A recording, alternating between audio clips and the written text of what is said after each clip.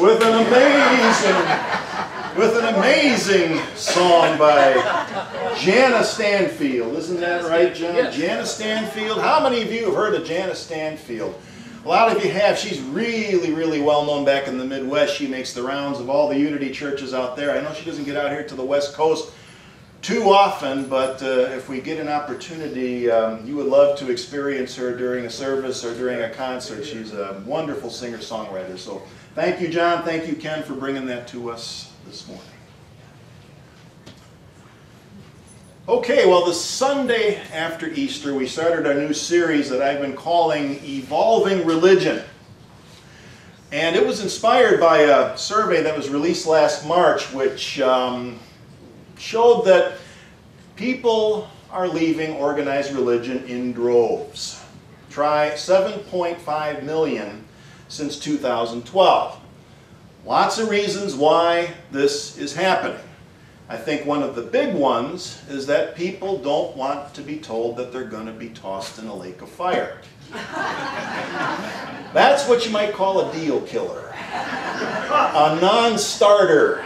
At least it is for me. People don't want to be told that they're going to be tossed into a lake of fire if they don't believe what they're told to believe, or if they don't participate in the rites and the rituals of a particular group and that kind of thing. Now, I haven't said this yet, but I'm going to say it now. This business with people leaving organized religion and finding another way, I think this is a win-win situation for everyone involved. Here's why. All right? Religion is not going away. The demographics may be changing radically, but religion isn't going away. There will always be places for those who are looking for a more, call it a more traditional liturgical experience or more rituals and things like that. And I'm all in favor of that because I want everybody to be able to find basically what they're looking for. I believe in free speech, free thought, freedom of association, all those kind of things. So those who want traditional religion are going to have it. Those who are looking for something new, they're going to find that as well, because people that are leaving organized religion are still looking for some kind of community. They're still going to want to come together in some kind of community. Communities will form to serve them. Communities are already in existence. Unity, who could serve them. There are going to be books written and materials prepared to try to reach the people that are doing that are looking for community but are tired of organized religion. Like I said, that's the win-win situation. And I mentioned the word unity. And I think what that means for us is that we're well positioned to attract people who are looking for a, I don't know, call it a non-authoritarian, a non-belief-based spiritual community, which is what we are. And of course, the other thing we're starting to see is that there are a lot more resources starting to come out in the forms of, well, books and other things that is going to help folks to really be able to study spirituality at a deep level without being shackled by rigid belief systems.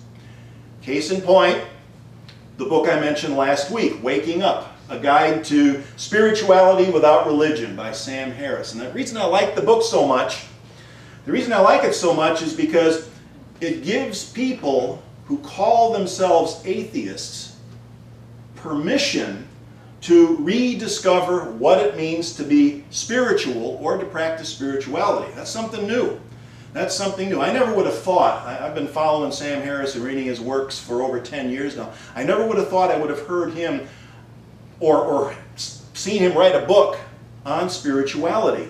And yet, there it is, giving us another tool, more information to help reach more people with our message. Here's how that works. This is what he has to say about spirituality. That was a slide that was up there before. He says, spirituality must be distinguished from religion because people of every faith and of none have had the same sorts of spiritual experiences. A deeper principle must be at work. A deeper principle. And that's more good news.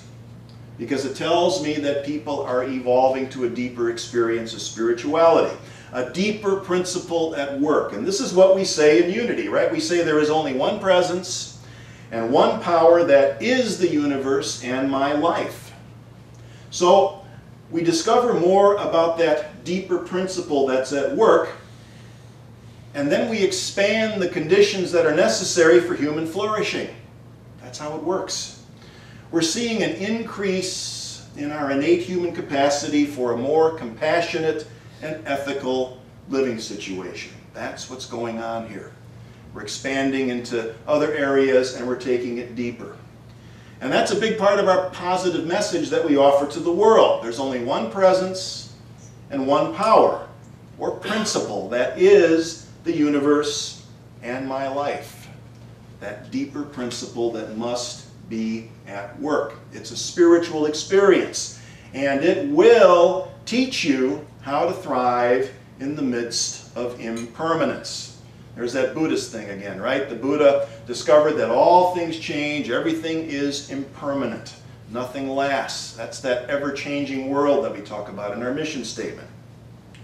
And again, I say that the demographic shift is truly a win-win situation here. There's this major shift happening toward a universal expression of spirituality, and it transcends religious membership. So this book, Waking Up, this is a great example of how Buddhism is evolving into a more universal expression of spirituality.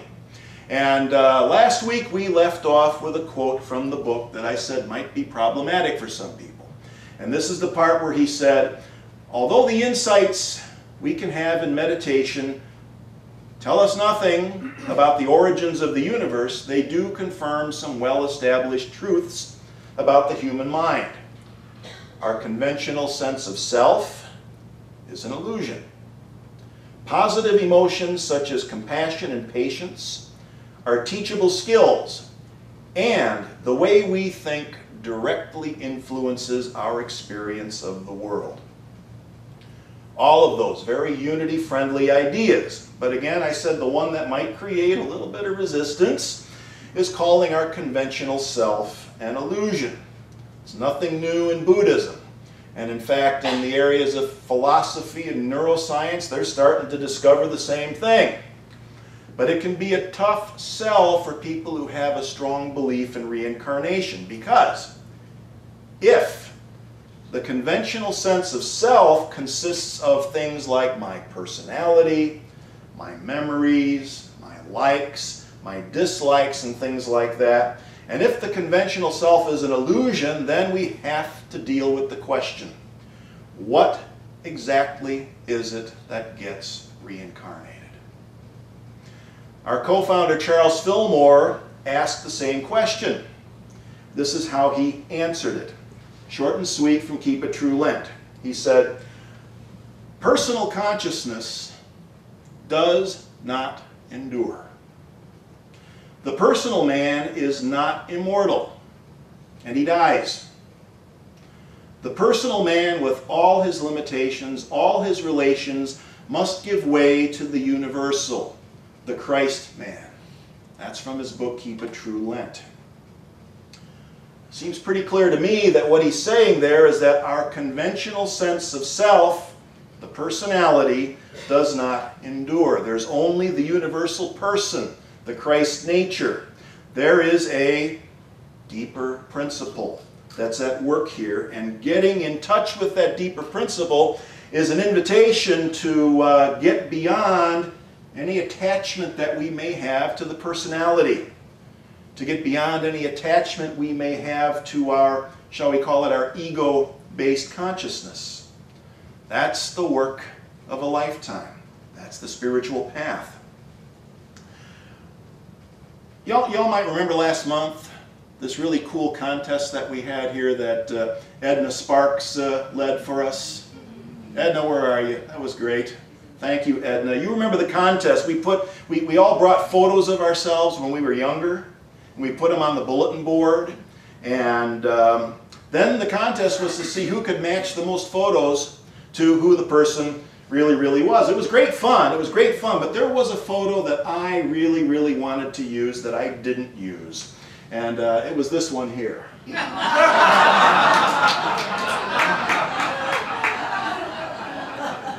I love that. What's that? Nobody would have guessed, right? Oh, right, yeah. I'm the only one. I'm the only one geeky enough to, yeah, pretty much. Pretty much. To me, that is so much more of a meaningful and powerful expression of our true identity. Because you can't quantify it. You can't express it in terms of personality traits or any of the different elements that we use to describe people. I mean, you know, there it is, right? Who is it? Carl Sagan says, "We are star stuff." Basically, that's an old picture of me that also shows a future picture of me as well, because we came from that, and by golly, we're going to return to that. And what all of these spiritual teachers, from the Buddha to Fillmore, are telling us is that we have fooled ourselves. We fooled ourselves into accepting a far too limited concept of who we really are. That's what causes most, if not all, of our personal problems. So spiritual practice is about cutting through these limited concepts of who we really are. And since we're talking about Buddhism today, here's something from ancient Buddhism, this little gem of wisdom from a Japanese Zen master, Dogen, who said this. He said, "To study the Buddha way is to study the self. To study the self is to forget the self. To forget the self is to be enlightened by all things." When we let go of the false self, the egoic consciousness, the personality, we've got nothing to lose and everything to gain. That's the message. So why is it so hard? Why all the resistance? I blame our surrounding culture to a great extent because it doesn't support us in our quest to wake up to the truth of our being, to this deeper principle that lies at the core of who we are. I'm going to quote another Buddhist teacher, this time a contemporary one. Anyone ever heard of Alan Watts? He was from out this way, right? He wrote a book called The Book on the Taboo Against Knowing Who You Are. And in this book, he says, "The most strongly enforced of all known taboos is the taboo against knowing who or what you really are behind the mask of your apparently separate, independent, and isolated ego." Society doesn't support us. Religion doesn't support us. And most of the time, science has some problems supporting us in that as well. They all have their limitations. Both religion and science in their own ways have done a good job of enforcing that taboo. So many religious doctrines, religious beliefs, they try to keep us in a position of being subservient and groveling before some kind of an imperial God entity that treats human beings like we're peasants in need of salvation. Science can turn us into flesh and blood machines. We're forced to use technology to control and manipulate a hostile and frightening world, putting all the emphasis on trying to control things out there. We get turned into machines that are labeled consumers. And boy, does society like to have a lot of consumers. That's the best thing you can be as a consumer, you know. Both religion and science can reinforce the illusion. They enforce this illusion of a separate, independent, and isolated ego. They both need to evolve. And they are. They are. Sam Harris notes in his book that very few scientists and philosophers have developed strong skills of introspection, meaning that practice of being still, going within, practicing the silence. In fact, most scientists and philosophers really doubt that such abilities really exist or that they're in any way particularly valuable. And on the other hand, a lot of the great mystics and contemplatives, they knew nothing about science. They knew nothing about how science helps us to better understand reality from a physical perspective, which is where we spend a whole lot of time, isn't it, in this physical reality. We need both. We got to have both perspectives, physical and spiritual, because neither perspective can possibly contain the whole truth. Reality, it's multifaceted, like a diamond. Spiritual and physical are two facets of reality, the tangible and the intangible aspects of reality. And if we try to deny one or minimize the other, we're going to lose something important. We cut ourselves off from a major portion of reality. And you know what that does? It simply reinforces that sense of separation and isolation, because we're cutting ourselves off from a major portion of reality. So evolved spiritual practices, things like mindfulness meditation, or in Unity we call it the silence, things like using affirmations, denials, affirmative prayer as we call it in Unity, they're all designed to help us to cut through it. They're designed to help us cut through limited perspectives, to take in more perspectives, preferably as many of them as we can. They're designed to cut through and help us break the taboo against knowing and experiencing who we really are. Unity minister and author Eric Butterworth wrote a book called Discover the Power Within You. He said it like this. He said, "Beyond the appearances, revealed in the mirror, is the total person you are in spirit. There is that of you that is greater than your weakness and stronger than your fears." Again, the primary focus of any spiritual path is to put us in touch with the authentic self that is stronger than anything that we might be facing, whether it's, I don't know, feeling overwhelmed by the demands of everyday living, maybe a little prosperity challenge, perhaps a health challenge, some kind of a interpersonal conflict or anything like that. Any of those things come up for anyone in the last month or so? Anyone? Pretty common, right? We have that phrase that we like to toss around. We say, let go and let God. Let go, let God. Okay. What we're really saying is that we choose to trust. We choose to trust that deeper principle. We choose to trust that deeper principle, which is actually the source of all creativity and the source of all possibility. We may not know what it is now, but we say there are unlimited possibilities. So this form of evolving Buddhism is going to make it possible for more people to learn how to use mindfulness, meditative practices in order to train the mind to relax into the authentic self, because you can't truly choose to trust until you do it from that centered place within that's in touch with that deeper principle, that part of us that is greater than our weakness and stronger than our fears. Mindfulness meditation gets us away from all the clatter that tells us that we're limited, that we're just this egoic consciousness that has all of these roles and responsibilities. We get away from that for a while. We settle into the truth that's at the core of our being. Now, it's always been part of our practice in Unity, and I'm seeing it spreading. This book, Waking Up, shows me that it's spreading. Here's a little more from Sam Harris about this waking up process.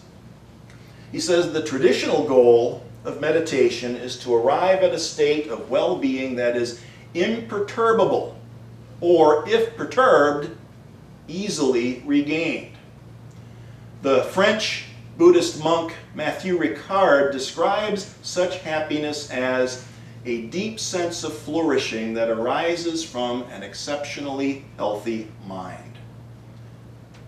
The purpose of meditation is to recognize that you already have such a mind. That discovery in turn helps you to cease doing the things that produce needless confusion and suffering for yourself and others. And the part I want to highlight is that very first line. The purpose of meditation is to recognize that You already have such a mind. This isn't something that you have to produce or go out and find. It's already there. It's ready to work. You already have such a mind. It's exceptionally healthy, and it's more imperturbable than we realize. It's the mind of the authentic self. It's the deeper principle. It's the Christ nature, as we say in Unity. Or as Eric Butterworth said, the power is within. We're already whole and complete. It's just a matter of moving in that direction. So this evolution that we're seeing, this shift in demographics, is going to provide us with a whole new set of tools and means to help us to move in that direction. And I'm trusting and hoping that people who are looking for that realize that a lot of that is already here, and that they're welcome, and that if they want to go out and create a new community that does that, they're welcome to do that too, because it truly is a win-win situation that we can get behind. So that's all on Buddhism. We'll pick up next week with, I'm thinking we're going to look at evolving Judaism, which has some really interesting things to teach us and inform us as well. See you then.